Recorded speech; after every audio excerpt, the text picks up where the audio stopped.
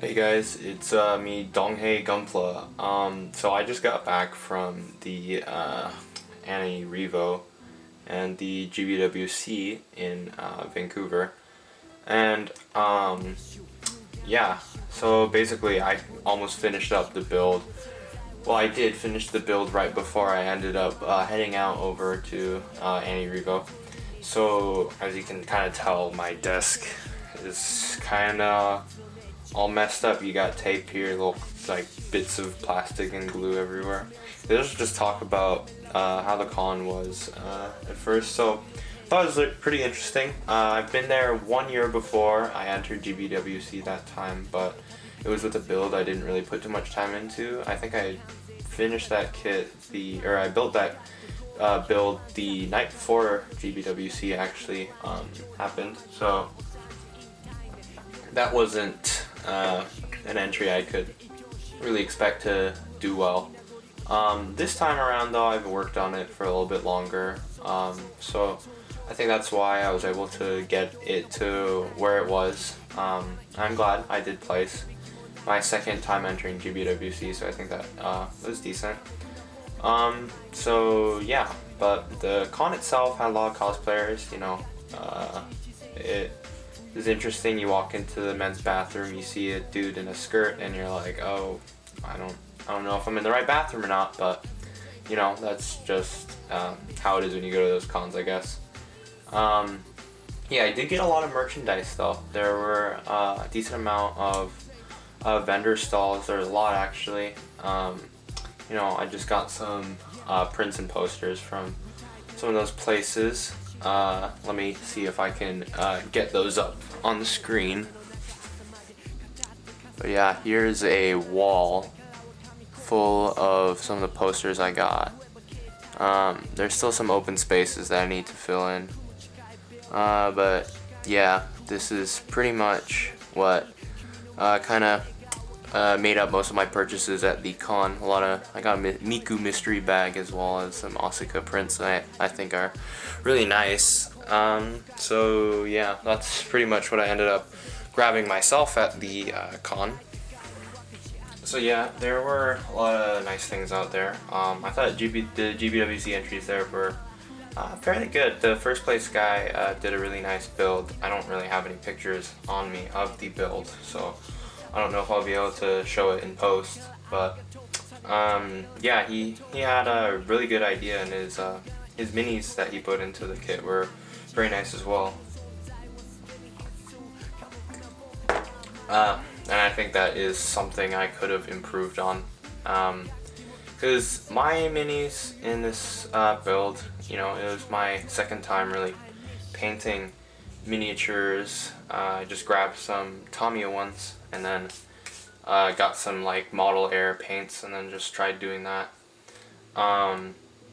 So yeah, my blending wasn't the best, and highlighting was kind of rough in a lot of the areas, I think, and that's something I could have improved on. Otherwise, I was pretty satisfied with how the kit came out. I added a few little details here and there that I thought brought a little bit of life to the build. Like, you know, I got a bucket with a little towel I made out of a ripped up napkin and then some model wash. I got, you know, the rope down gun that is supposed to be plugged into the top of the ball cockpit thing that I made. But yeah, I got some stuff in there that I kind of liked. You know, I kit bashed a Sawzall bee and a ball mainly, just to create that sort of salamander like robot. The cockpit also didn't show up too well in the build. You know, I was gonna put an LED into it, but I couldn't find the time to, so you couldn't really see inside of it all too well. I think in some of the pictures that I can show, you can kind of see that it didn't work out all too well, which was too bad because I did put a lot of effort into making that cockpit. There's a lot of Dremel work and epoxy putty stuff, but you know, that's just how it is. It's just a little detail that you can see, I guess, if you're in the right lighting.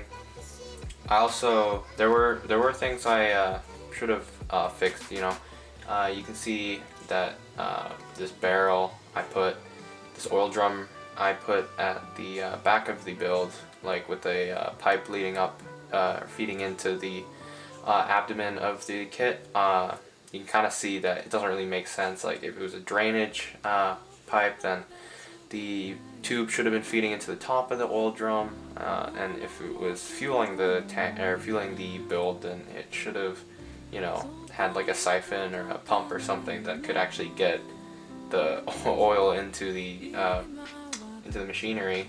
I didn't have that, so you know, I think I got docked some points for that in the judging, and that's something I could fix next time. But yeah, there was a lot of stuff that went into that build. I did a lot of washes, learned a lot with oil paints. It was my first time really working with oil paints. Let's see if I have any. Yeah, there's these Abe Talong 502s, and this one in particular was the one I used for dust washes.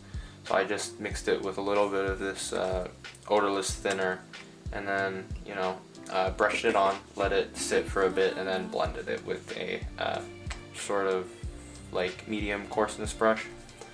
But yeah, that was how I got a lot of the effects on there. The diorama was just squares of claw plate that I cut out with this paper cutter that I probably shouldn't have used on plastic, but you know, it worked.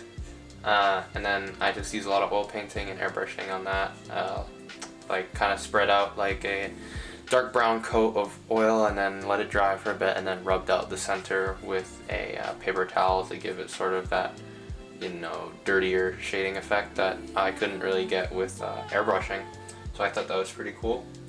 So yeah, there was a lot of stuff that went into that build. Getting along with some more of the model kit stuff during the con. There at the Gunpla booth, they had a little section where they were offering people to try out building, and they gave out these little free kits. So I chose to get this trial version of the Goku set because I already have a lot of RX 78-2s, which was the other one they're giving out. I also opted not to choose that one because I saw there were kind of pretty bad panel lines, and it just looked like a normal HG kit, which I don't really want to build, I guess. So yeah, I got this Goku because I want to also try painting this guy and practice my skin tones and some of that stuff. So here it is inside. As you can see, he is completely straight built right now. You're not allowed to bring your own nipper, or I guess you could, but I didn't bring my own nipper, so I had to use the ones they were providing, which were like okay, but as you can see, they still leave nub marks. Let's see if I can get this onto the camera.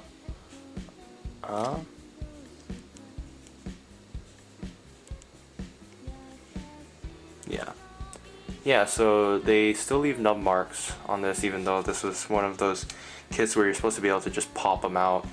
But otherwise, I think that it was a really cool kind of addition to the con that Bandai and the Canadian distributor of these kits did.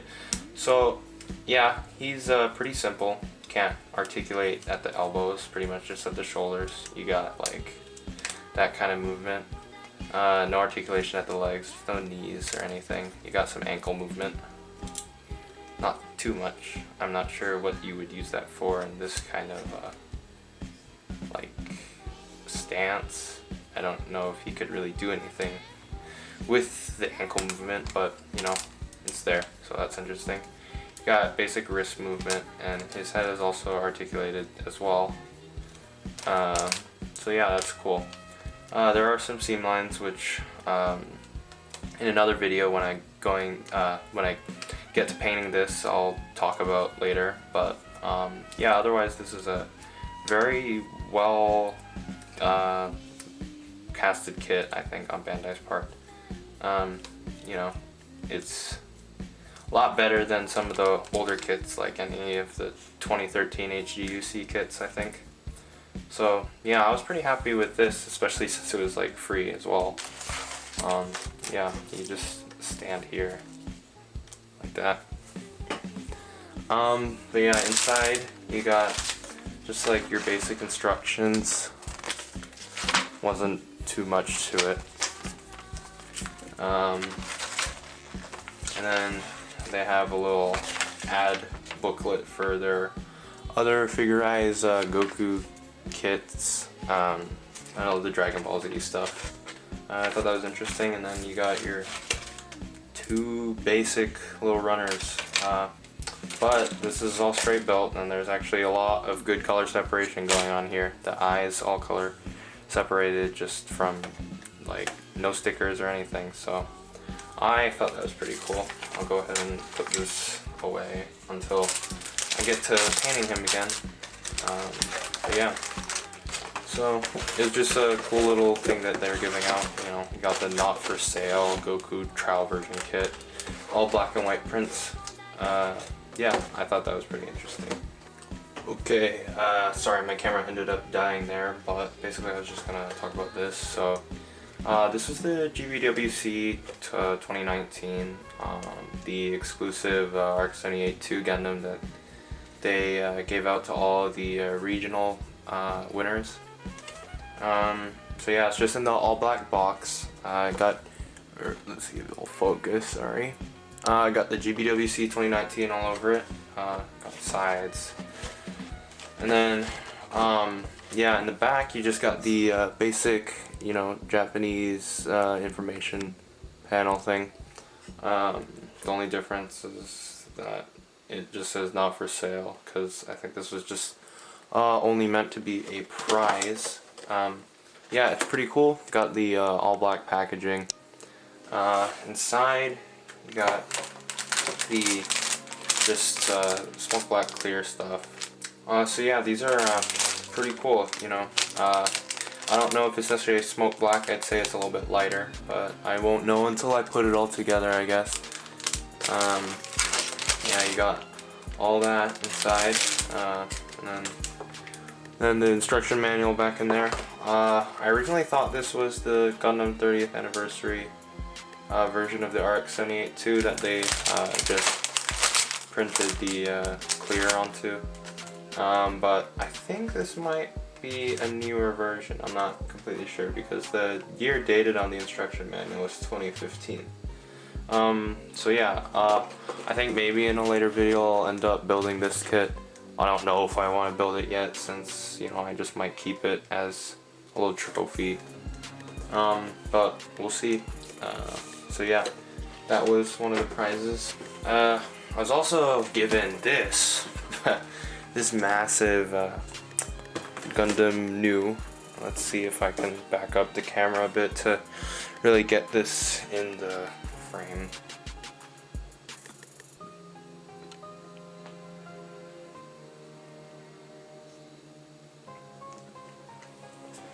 So there we go, you guys can see a little bit more of how messy my desk is after working on my build for so long. But yeah, this is a pretty big kit. I've never actually built the new Verka, so you know, it's a nice little gift.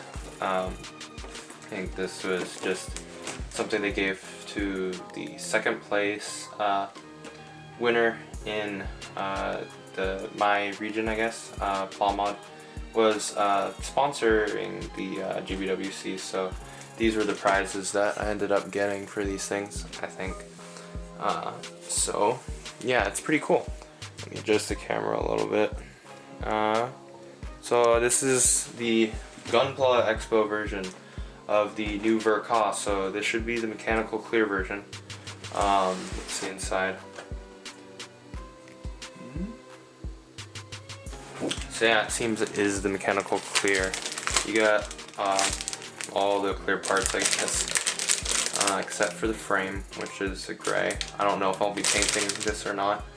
I might not, just, you know, because it's a special edition. Don't necessarily want to paint it either, especially since it's all clear.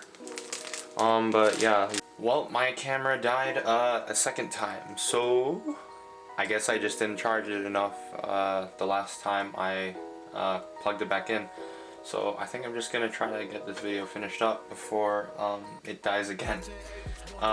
So yeah, this before I got cut off, I was just explaining how I wasn't sure if I was gonna paint this or not. You got all the clear parts, and I think what I'm going to do is just to straight build it and keep it in a shelf as like a little display piece. So yeah. Huge thanks to the folks down at Plawmod and Annie Revo for hosting this event and making this all possible. Really enjoyed the experience, and yeah, I was really glad I placed as well. So yeah, if you guys are ever near Vancouver or anywhere down there, or anywhere up there, near the time that this event happens during the summer, then I'd strongly suggest you guys check it out. It's pretty cool. So anyways, thank you guys for watching. Hope you have a good day, and yeah, bye.